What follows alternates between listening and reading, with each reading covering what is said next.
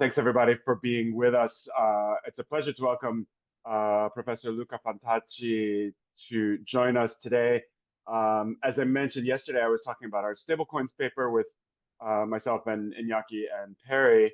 And as a part of getting that paper out into the world, we've been encountering lots of other people who have worked on stablecoins, and some of it has lacks lasting intellectual value, but that characterization very much does not apply to the work of Luca Fantacci on stablecoins. We encountered his paper, I'm sorry to say, only after ours was almost complete, but it turns out there's a close and very interesting connection, which I previewed yesterday. And Professor Fantacci and I have had a couple of interactions since then, and I invited him here. There has not been a lot of connection between his group and this group, but I think that there's no fundamental reason why that should be the case. So this seemed like a good occasion to welcome him into this discussion, and talk a bit about stablecoins and open up what I hope can be a continuing conversation from here forward. So, Professore, benvenuto con noi. Buongiorno. Thank you so much. Thank you, Daniel. Let me express my gratitude for this invitation.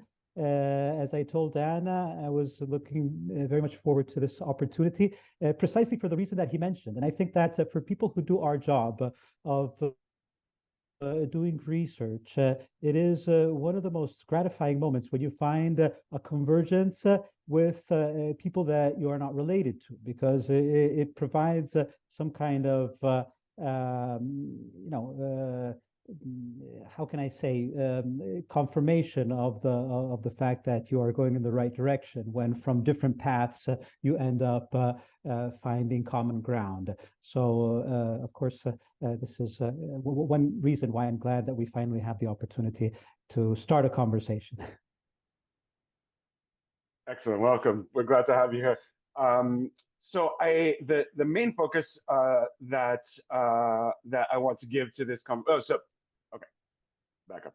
I wanted to approach this as an interview, and I have some questions ready. And so we'll talk for we have until, I think if we go until 12 in total, that will be good. So 52 minutes from now, I think that will be good to leave a little space after for the next, to get ready for the next session.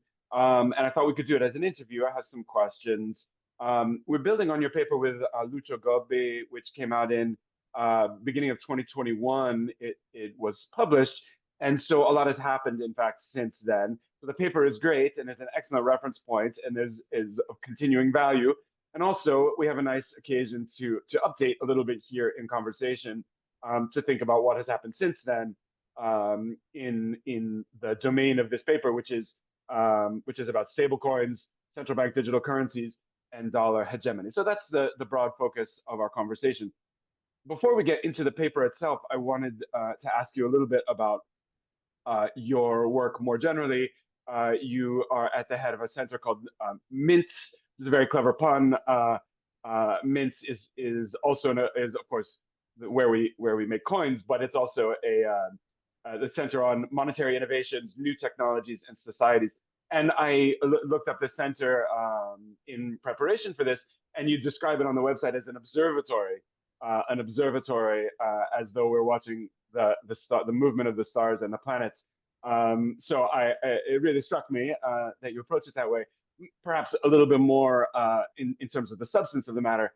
I think that your work on crypto and CBDCs and related technologies is unique and distinctive, and maybe connected to our own, in the sense that you take these new technologies, but you look at them, you place them in a history of monetary innovation. So yes, it's new, but there's always new things, and we can have a history of what is new, in fact. So I wonder if you could help us place these new monetary innovations into something of a history of monetary innovation, and how can we better understand what's happening today with some reference to the past. Professor Fantacci. Thank you very much, Dan, for the presentation and for the question. Indeed, not only myself, but also my colleague Massimo Amato, who together with me founded and heads this research unit.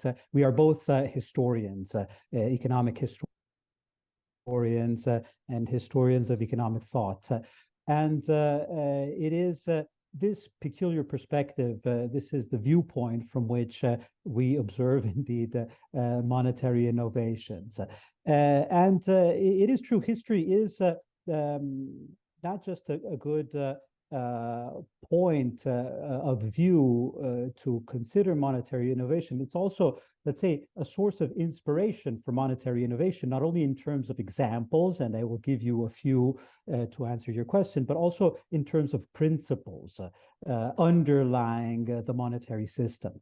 So if I were to say that the first lesson of history, particularly European monetary history, which is the main focus of our research, is plurality. Let me put it this way. The first striking thing that you observe looking back in history is the fact that there used to be a plurality of different types of currencies circulating at the same time and in the same place. This would be a common feature across most of Europe until the establishment of the gold standard.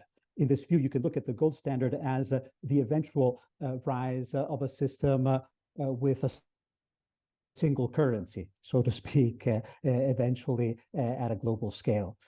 So even in the realm of money, we have suffered, we could say, from a loss of biodiversity. We are accustomed today to have one currency in each area. When we speak of currency areas, we are referring mostly to nation states, with the notable exception of the European Monetary Union. But mostly, when you look at a nation state or a currency area, within that area, you have one currency for all different kinds of purposes, for all different kinds of payments, from micropayments to very large payments, from short to long distance, and so on. And even in the international sphere, we tend to think that one currency at a time dominates. So we have a system which is still predominantly based on the dollar, and we look at the possibility of this system finishing as the need to find a successor. Who is going to substitute the dollar? Because the implicit assumption is always that, you have one currency at a time. Whereas history across Europe until the gold standard shows monetary systems where you have many different currencies. And the second important point is that it's not just plurality, but complementarity. What I mean by this is that these different currencies are not competing among each other, but they are performing different tasks. They're different currencies for different functions. There is a principle of specialization between currencies. They do different things. And the most important distinction here is between internal and external money. Most economies, until the gold standard indeed, have this distinction between a local currency, a small currency, as it is frequently called, of base metal or poor alloys of copper that are used for retail payments in the local economy, essentially for trade between town and country. And then you have different types of currency, which are the large denomination gold and silver coins that are used for long distance trade. This is a system that was established in various forms, but with this common feature across Europe for over a millennium, from, let's say, Charlemagne to Napoleon, roughly. This draws our attention on this idea of complementarity. Different currencies for different circuits that obey different principles and intermediate different types of actors and different types of goods and services that are being bought and paid for. Why am I mentioning this in relation to our current topic, which is the monetary innovation, which consists in cryptocurrency? Because frequently, first, this appearance of cryptocurrencies and the proliferation of cryptocurrencies is seen as something utterly new. Whereas, in fact, again, this is something that history has experienced in terms of plurality. And second, and more relevant, there has been, at least on part of some of the observers and some, I would say, of the main actors and proponents of cryptocurrencies, the tendency to see this plurality in terms of a competition, of a Hayekian competition between currency, revival of free banking. Whereas instead, I believe the most interesting aspect of the story is the possibility of establishing some forms of complementarity, of specialization. The currencies that are not all-purpose currencies, but that can specialize in distinct sectors. So if I may take another couple of minutes, you were asking for examples of important monetary innovations in the past, which are relevant to frame the evolution of cryptocurrencies. Well, one, I think, is the trade bills and the trade fairs of the Renaissance period. We are going back, in this case, to the 13th, 14th century, when this form of paper money was used to intermediate a large part, the majority of intra-European trade, long-distance trade. So it was not even gold and silver coins that were being used, but private money. This is the first interesting analogy, issued by merchant bankers, which was used as a means of settlement at these periodical trade fairs that acted as clearing systems for the entire intra-European trade, and that are comparable to cryptocurrencies, in particular to stablecoins, because they are forms of cross-border settlement that cross the geographical and political and juridical borders, and they are private. They are independent from public authority. The trade fairs, particularly the Lyon trade fairs, are based in the French city of Lyon, but they are outside of the jurisdiction of the King of France. They operate thanks to this regime of exemption from the national regulations, and precisely because they move in a sphere which is, in this sense, deregulated. Of course, there's also a difference because they are highly centralized. The fair itself represents a moment of centralization, but there are interesting analogies. Another example, and I will refer here to a paper that I recently published with my colleague Marcella Lorenzini, draws a comparison between crypto lending, which I believe is one of the most extreme attempts to embody the spirit of cryptocurrencies as a way of decentralizing the financial system. Crypto lending or DeFi lending is a way to allow financial relationships to be established without any financial intermediary, putting directly into contact creditors and debtors. And even here we found a significant historical precedent in the early modern age when, together with the development of a formal banking system, there was an informal credit market, which was carried out through notaries. So debtors and creditors were put directly into contact through notaries that were these public officials that had essentially the function of notarizing, just like the DLT, like the distributed ledger technology. In fact, they can be viewed as a form of distributed ledger, each notary holding the ledger for creditors and debtors. And again, here we have analogies, but as we write in this article, there's also a significant difference, which lies in the fact that those relations were strongly based on trust and reputation, which is in fact one aspect that since the invention of Bitcoin, the crypto currency movement has tried to eliminate from financial and monetary relations and to build a completely trustless system. So to conclude, I would draw a third lesson from this history, that money, but I don't have to emphasize this here in this context with people who are familiar and who are working within the framework of the money view. But money is never just another commodity. It's not a commodity like the others. Its price is never entirely determined by a competitive market. When it becomes an object of speculation and ceases to be money precisely in the sense of a means of settlement. It is transformed from an instrument of trade into an object of trade. And this is something that has happened extensively for cryptocurrencies, starting from Bitcoin. And I think it is one of the problems with which the whole crypto system continues to struggle, and it has to overcome in order to reach some kind of maturity. Otherwise, it will continue to be a game of speculation. But let me stop here. Perhaps I have already spoken too much. Well, why don't you take a rest? You've just given us quite a lot, and very valuable additions. There's a lot of chatter happening in the chat right now, which we can send to you afterwards. You might want to see it.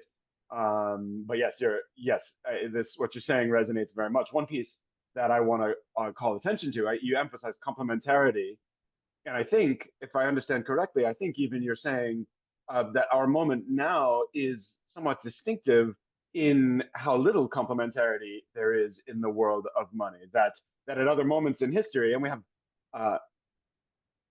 crypto types tend to have a small sense of history, but if we instead choose to have a big sense of history, there are lots of examples that show us why our time may be a little bit of an exception, and this idea of complementarity seems to be an important piece of it. I can connect it also to hegemony, which is an important theme of your paper and some of our work as well, in the sense that we think frequently of dollar hegemony, but there maybe are also smaller hegemonies too, in the sense that there's a hegemony of state money squeezing out complementarities of all kinds. Yes, the dollar at the level of the system as a whole, but farther down, other state monies squeezing out other kinds of complementary monies as well. So this, I think, is a very valuable idea, and it leads a little bit. I want to direct our attention into the subject of stablecoins in particular, which your paper with Luca Fantacci, as I mentioned.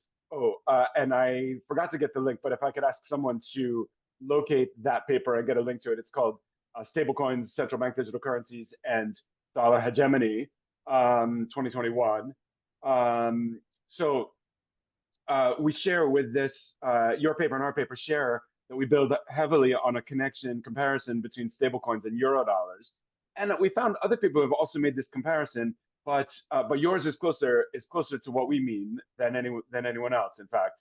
And so in particular, I'll quote from the paper. You said both Tether and Eurodollars are forms of bank money issued outside the perimeter of regulated banks. And so this I think is an extremely important observation. We're specifically locating the regulatory perimeter and an interaction between regulated and non-regulated institutions as something that creates a divide on-chain versus off-chain, onshore versus offshore, which we both build on. And then from there, our paper goes into the mechanics of stablecoins, and your paper, interestingly, goes into the sort of geopolitics or geopolitical theory, we could even say.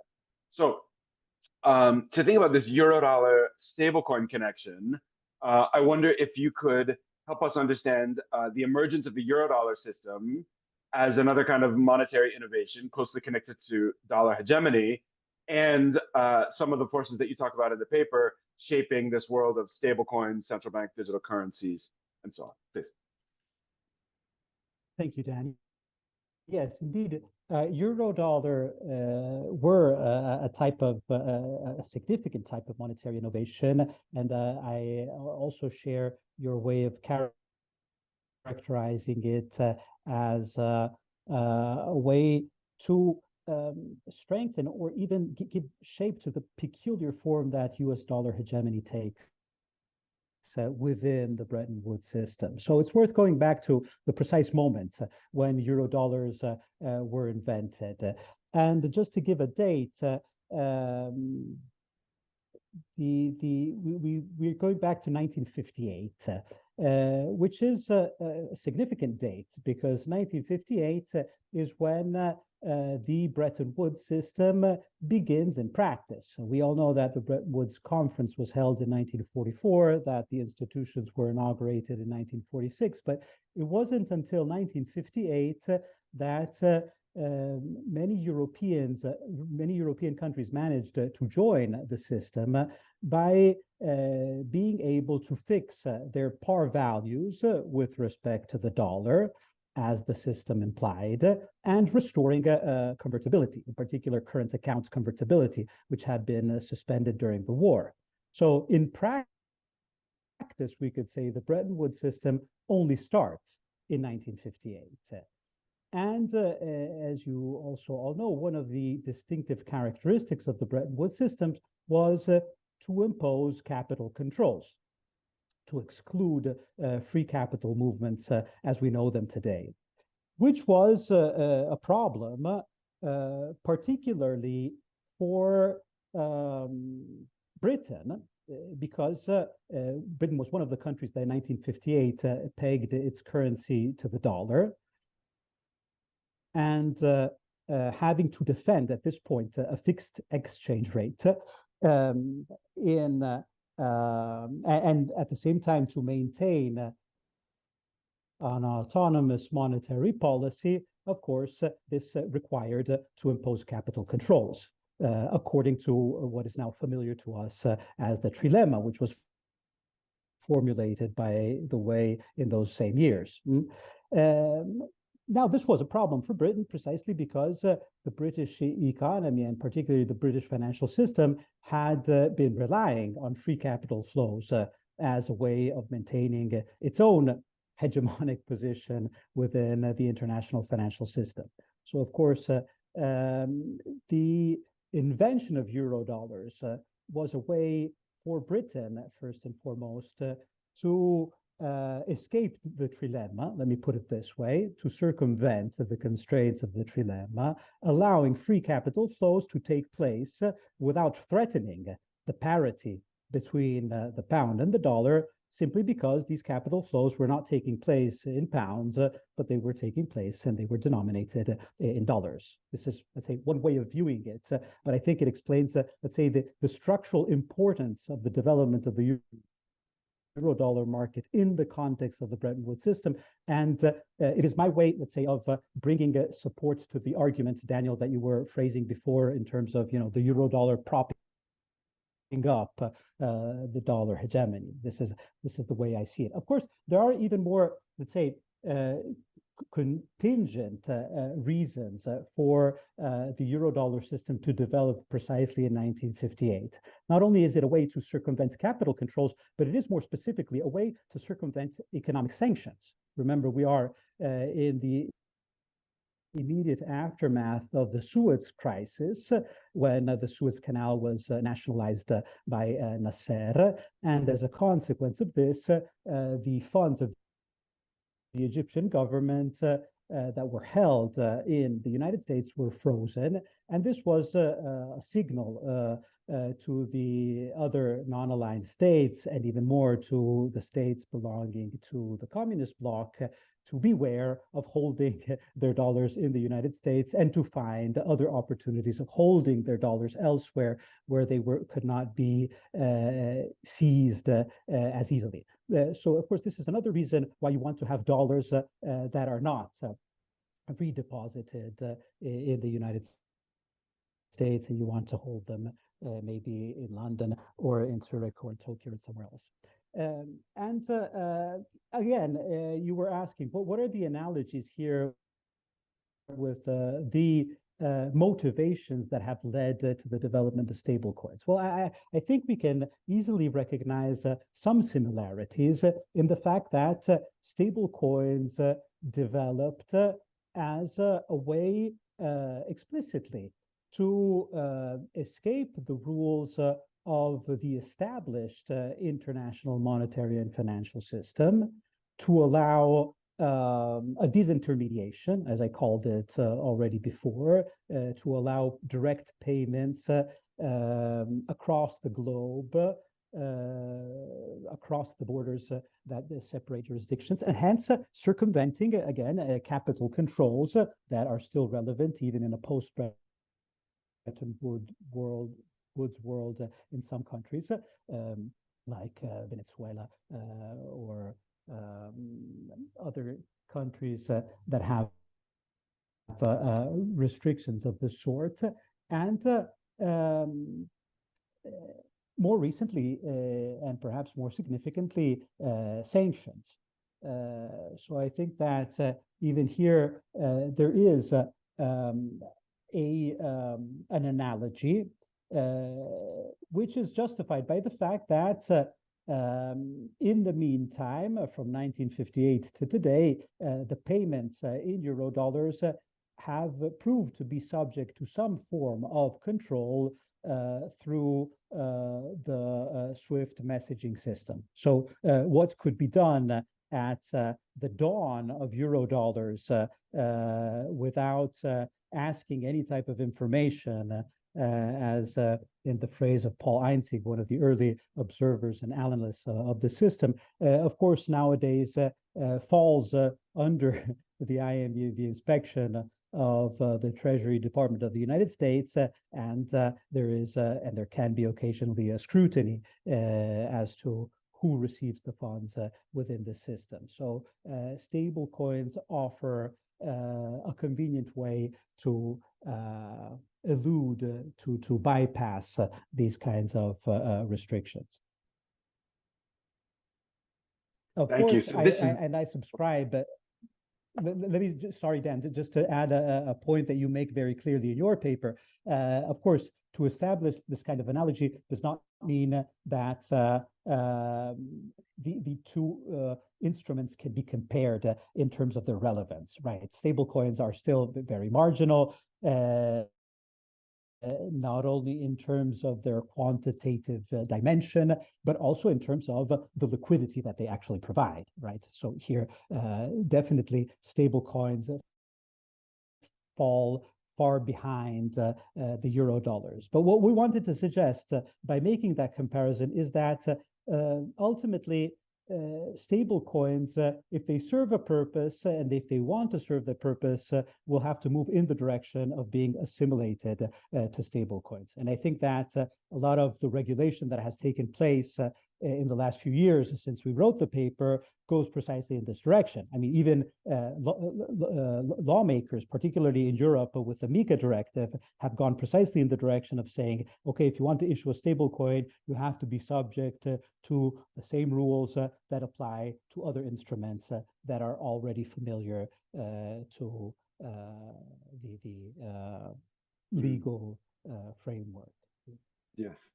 Yes. Well, we share. Thank you for making that connection to our paper. I will make another one, which is that that you are tracing in the paper and with what you just said here, a political economic sense of the history and purpose of stablecoins, which can draw on the analogy, the imperfect analogy, but a useful one with Eurodollars.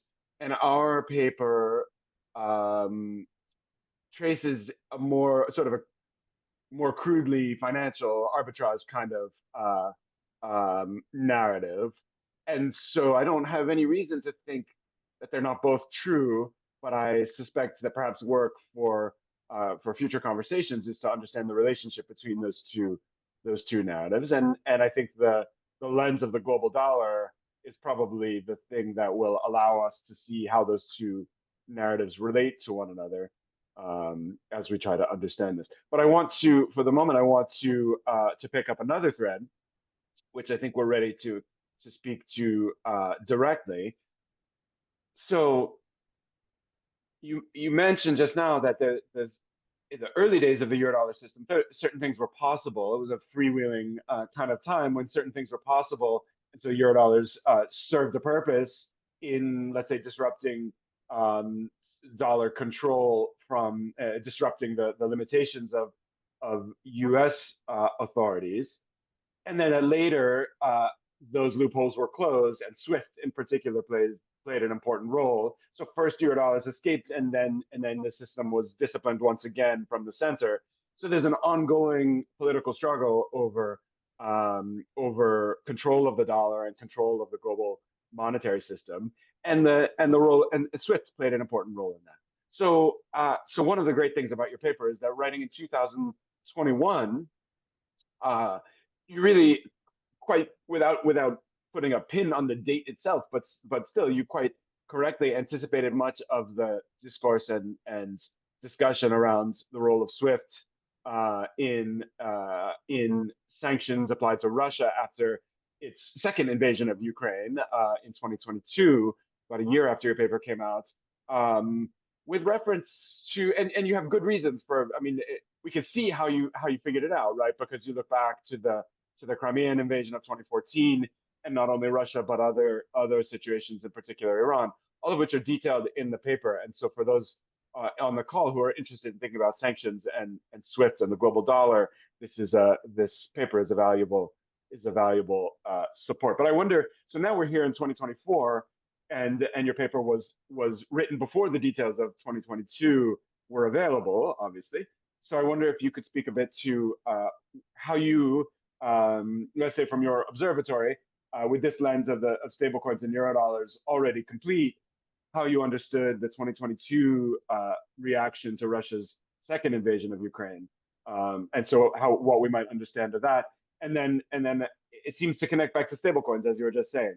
So if you could show us a little bit about how that story comes together, if you could update the paper from this point of view, what might you add now? Well, yes, thank you, Dan. I'll be very glad to do that, especially because one of the good things of this conversation is that it gave me the opportunity to reread the paper myself, which I hadn't done perhaps since then. And I must say, you are generous in crediting us for being, in certain respects, prescient in raising the issue. But the impression I had rereading it was that we really got it all wrong in terms of relating the rise of stable coins to a threat to US dollar hegemony, because this is, I mean, to be frank, you politely omitted this aspect, but this was one of the arguments that we were trying to make. And definitely, this is not what one observes. In fact, one could make the opposite argument. Today, I would make the opposite argument, looking at what stable coins have become in the past few years.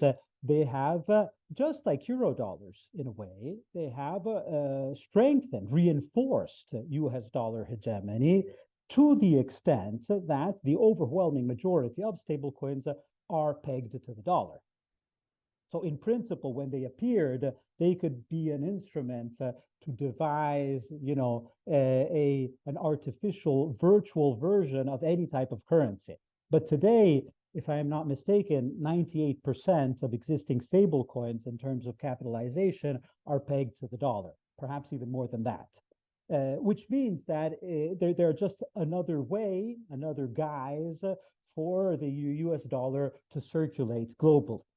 And I have the impression, but you will correct me, because certainly from the vantage point of an American perspective, you know this better than I do. But I have the impression that one of the reasons for the Fed to be so little interested in central bank digital currencies compared to other central banks throughout the world is precisely because, unlike the central bank of China or the European Central Bank, they do not regard stable coins or other cryptocurrencies as a threat. So I think this is one point. And this is where, if I were to rewrite the paper today, of course, I would completely redirect it. But we did have, we did capture one point, and this is the point that you were emphasizing before, by suggesting that stable coins could be used as an instrument to circumvent sanctions. Of course, when we were talking about sanctions at the time, we were thinking and looking at what had happened already in Iran. in 2012. And in Russia already in 2014, if only as a threat and very marginally, but it was there, as an instrument. It was clear how it could be used, and I think there is evidence. I remember Christine Lagarde making this remark a couple of years ago, that stable coins were being used to circumvent the sanctions against Russia. But the last report by Chainalysis, the cybercrime report that came out just last month, shows very clearly that in the past 2 years, 2022 and 2023, about half of the illegal accounts that are receiving cryptocurrency payments have received payments to circumvent sanctions. So to put numbers on that, it's over $12 billion of value of cryptocurrencies have been used annually in the last 2 years to circumvent sanctions, and the majority of that has been done through stable coins, which of course, I mean, it's trivial compared to the volumes involved in euro-dollar payments if you take them as a whole, but it is definitely significant with respect to the particular areas of the world that we are talking about. So I think that it maintains a value in that respect. Another aspect of the paper that I would definitely pick up and develop is the idea that there are other ways to bypass SWIFT, which do not involve necessarily the use of stablecoins. One of them we mentioned in the paper is central bank digital currencies. And I would say that today, perhaps the most significant part of the action is taking place in this realm rather than in the realm of stablecoins. Whereby central bank digital currencies, I am referring in this case specifically to multi-currency wholesale cross-border CBDCs. This, I think, is the area of major interest in the past few months, on which even the Bank for International Settlement is working with its innovation hub, together with consortia of various central banks throughout the world to develop forms of settlement based on some form of central bank digital currency to allow international cross-border payments. And this, of course, potentially represents an alternative to the use of a dollar as a means of settlement. And I refer specifically to this function, to reiterate the relevance of the distinctions I was making at the beginning of our talk. I mean, this does not mean eliminating the use of the dollar as a source of liquidity and as a global piggy bank where you want to put your savings, because of course that is preserved. Even when locally on certain fronts, you can use different means of settlement for international trade, for example. Well, it's certainly the case. It's certainly the case that the sanctions came and they came through SWIFT, and it did not. It would be hard to say that it has measurably disrupted dollar hegemony. So I certainly accept that point. But still, what we saw with Eurodollars is that it's a site of it's politically contested, and so the pendulum swings one way, and then someone pushes back the other way, and so sometimes dollar hegemony is eroded, and then there's a response. And as we saw in Eurodollars, then I think also we could see, for example, in the U.S. regulatory response to stablecoins, some of which has gone through crypto more generally, prosecutions and new regulations and limitations. So I think we can understand them as a ongoing contest around strengthening and weakening hegemonic control of the system. And so I'm happy to give you a bit more credit than you give yourself on that particular argument, since I think I'm more interested in the questions, I suppose, than in the answers. I want to put one more question to you, and then I'll invite the audience. I think we have a few minutes now. There's been a lot of chat, and so I just want to invite questions from the audience in our last few minutes. And so while you're thinking of them, I'm going to ask Professor Fantacci one last question.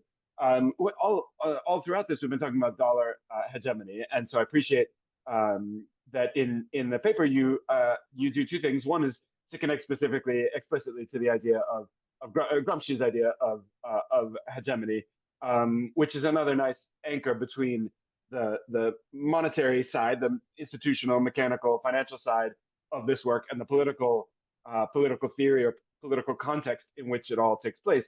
And the two are not separable, really. And I was really struck, and it's a footnote in the paper. So if you don't want to be challenged on it, then I'll let you out of it if you wish. But in a footnote in the paper, you raised a really provocative question, I think, which is to say we're talking about monetary hegemony, and it could be that monetary hegemony is the monetary dimension of hegemony. Hegemony is sort of overwhelming dominance in military and economic and political spheres. It could be that monetary hegemony is the monetary aspect of that hegemony, which the United States through the dollar certainly demonstrates now, and Britain demonstrated at one time, and maybe in the future someone else will take on that role. But you offer another possibility, which is to say it's not that exactly, but instead a little bit of a twist on that, which is that perhaps these things go the other way, and that it's the ability to control the international monetary system which is the basis of, or which gives rise to hegemony itself. And so it's not the